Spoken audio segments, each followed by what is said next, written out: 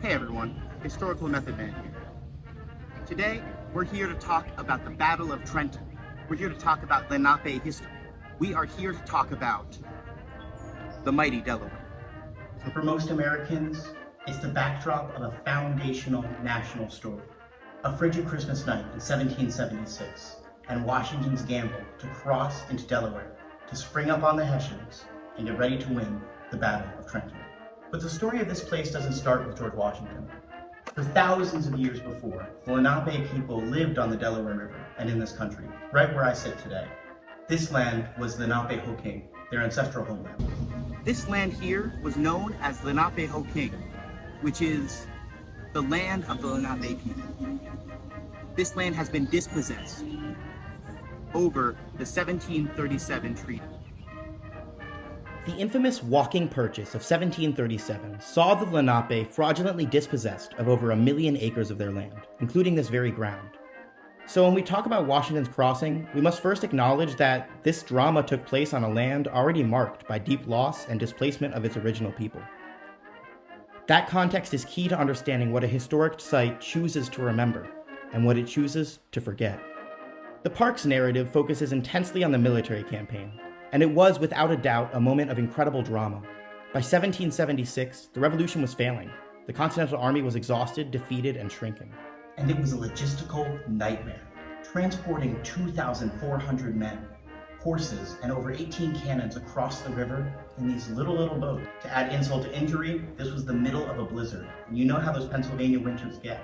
Colonel Henry Knox's leadership in moving artillery across the river was genius, but we have to ask ourselves, out of all the history that has happened here, why do we put so much weight onto one single historical moment? Why do we remember this, right? That's the big question. So here we have the Durham boats, and these boats are super wide hold, unlike the boat within the commemorative image from later in history. And so we have these boats here, we have the stair sets for the men going out upon them.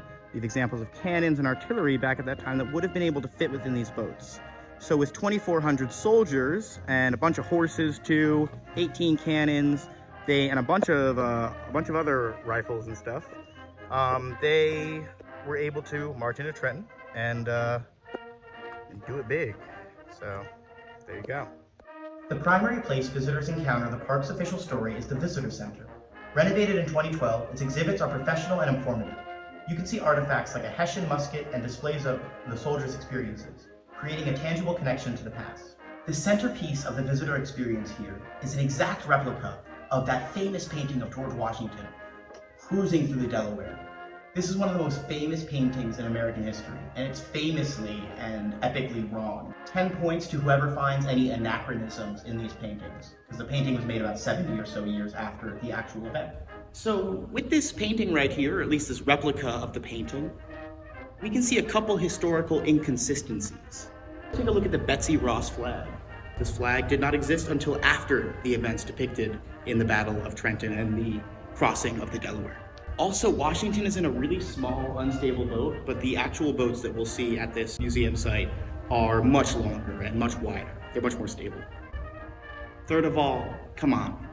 The stance he's making, that would totally capsize the boat. Come on. And finally, the biggest problem with this image is the ice.